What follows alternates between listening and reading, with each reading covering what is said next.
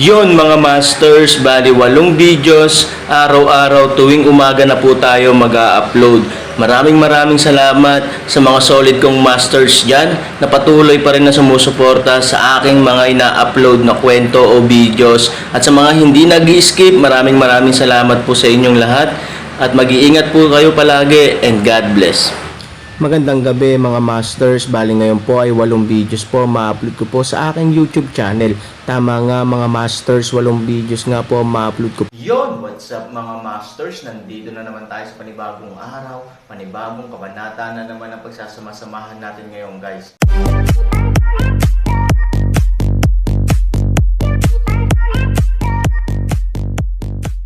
Bali mga masters, kung bago ka pa lang po sa aking YouTube channel, please click the subscribe button, lalong-lalo na po yung notification bell guys, para maging connected pa rin tayo sa isa't isa at maging updated kayo sa mga susunod ko pang video. Bali mga masters, bago natin umpisahan ng kwento ay mag-shoutout po muna tayo para sa mga solid nating tagapakinig. Shoutout kay Junjun Sungay at shoutout kay Willie Boy Killer. Yun na nga mga masters, no? Bali hindi na ito patagalin. In 3, 2, 1, let's go!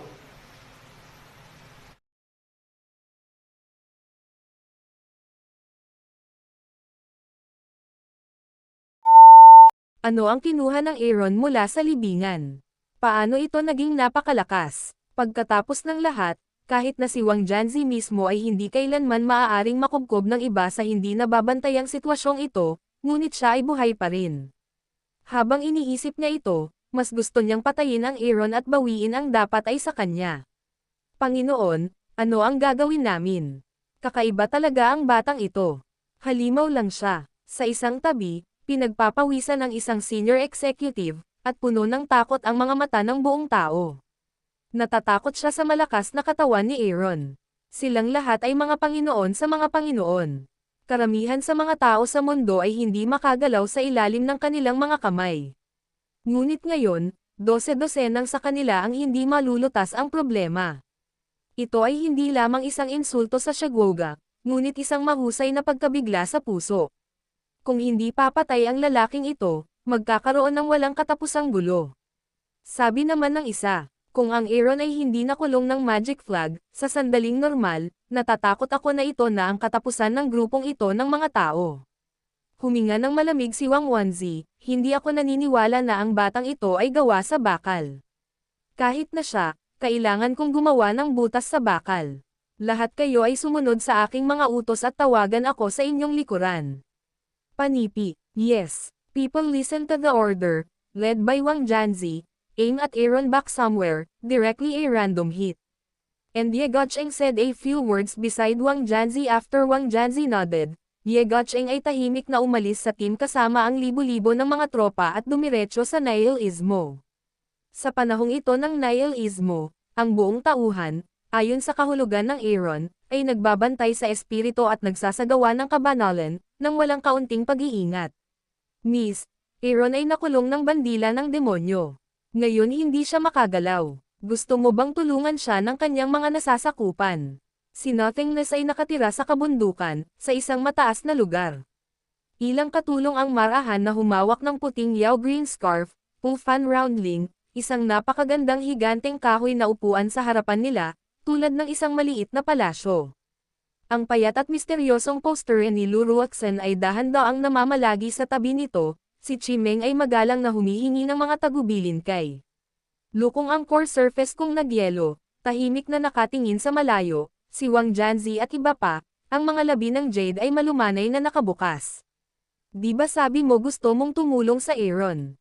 Siya ngayon ay nahaharap sa mga paghihirap. Kung hindi na niya uulitin, natatakot ako. Kakaibang sabi ni Chimeng.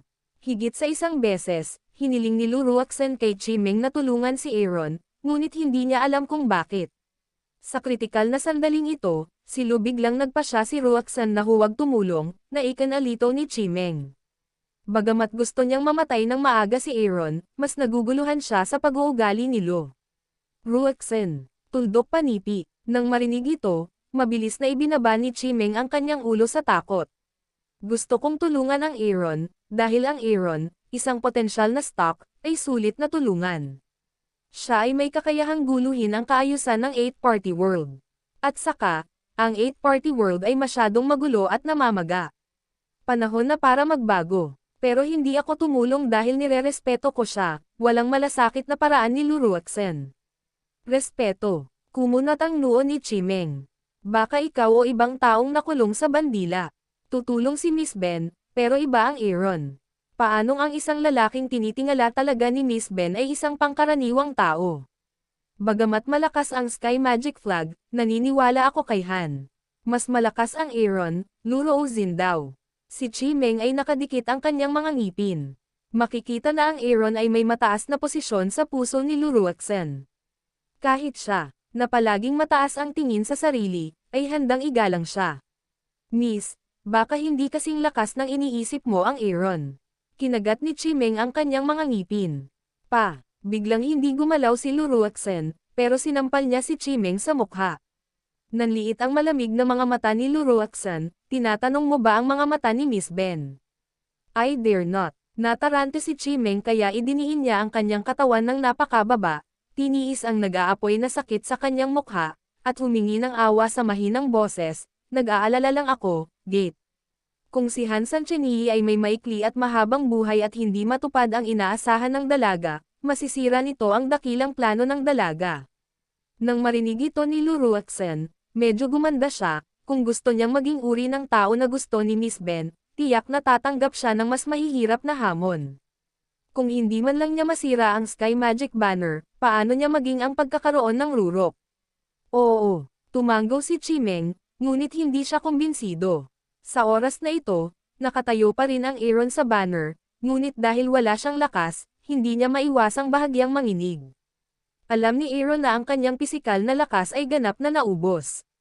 Kahit na siya ay halos naroroon, matagal na niya itong pinanghahawakan. Ngunit ang palad ng Buddha ay napakalaki at napakabilis upang maiwasan. Higit sa lahat, hindi ko alam kung bakit, ang bilis niyang maubos ang lakas ng katawan niya na parang nauubos ang lakas sa bawat hakbang niya.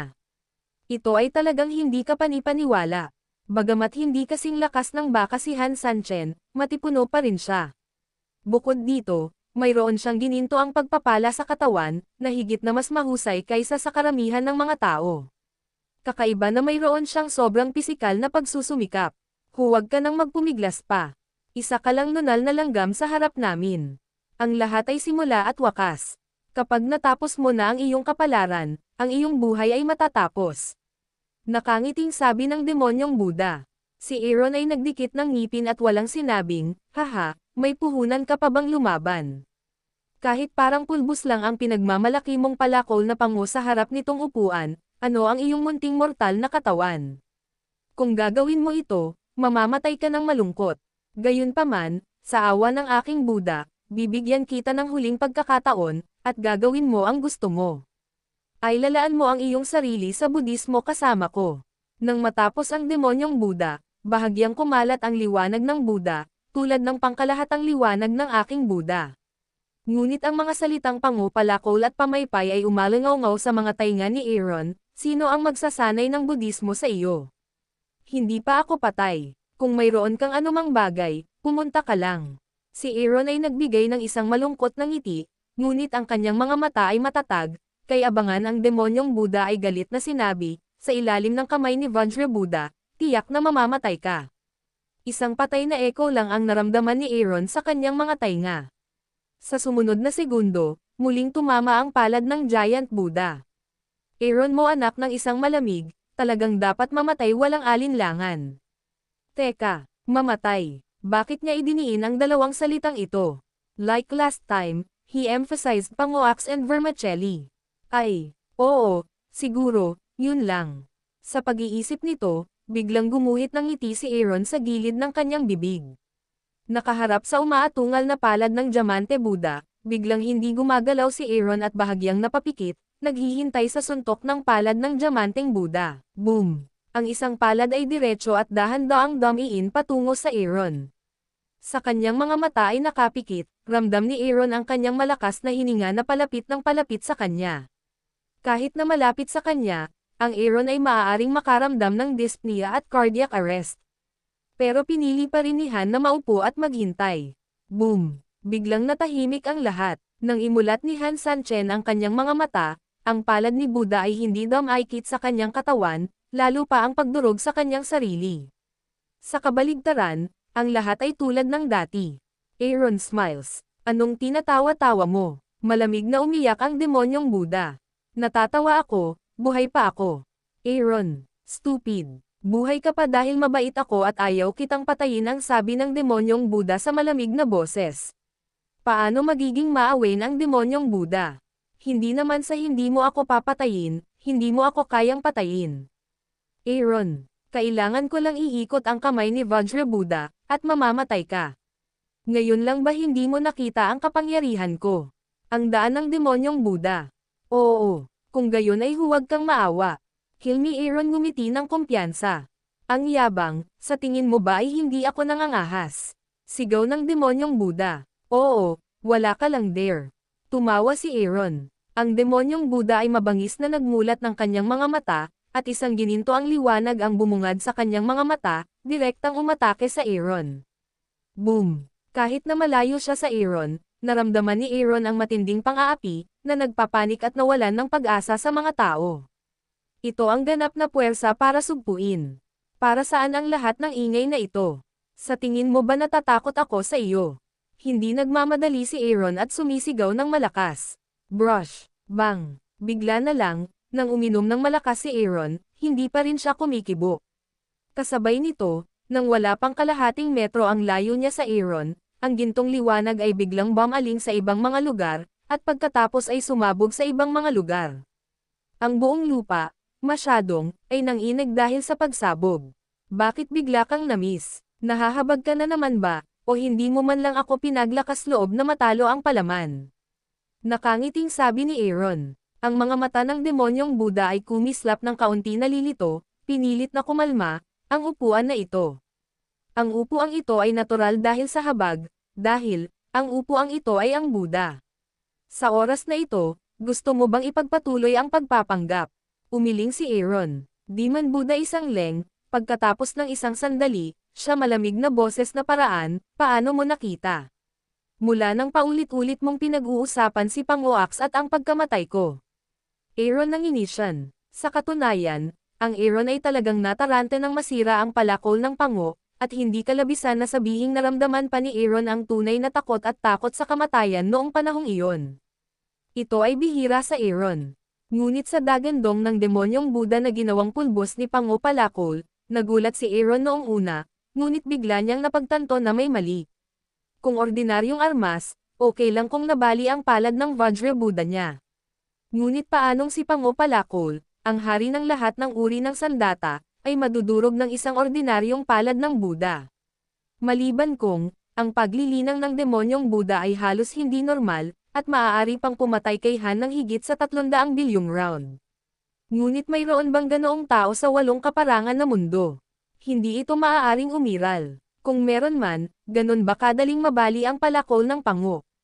Kaya isa lang ang imposible. Ito ay hindi isang tunay na palakol ng Pango. Ang palakol ni Pango ay ang kanyang sariling Panginoon.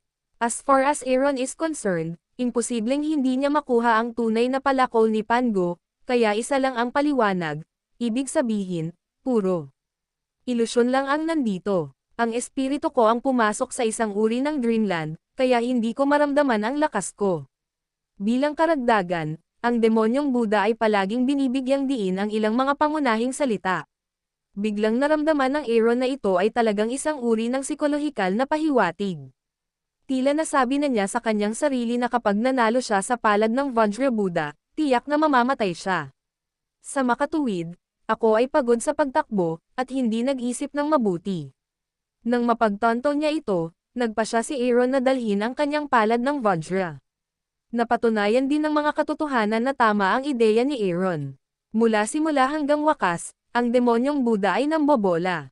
Maaari lamang siyang lumikha ng lahat ng uri ng maling pagpapakita upang magmukhang napakalakas, at pagkatapos ay hayaang bumagsak ang kanyang kaisipan at espiritu sa pamamagitan ng patuloy na mga pahiwatig.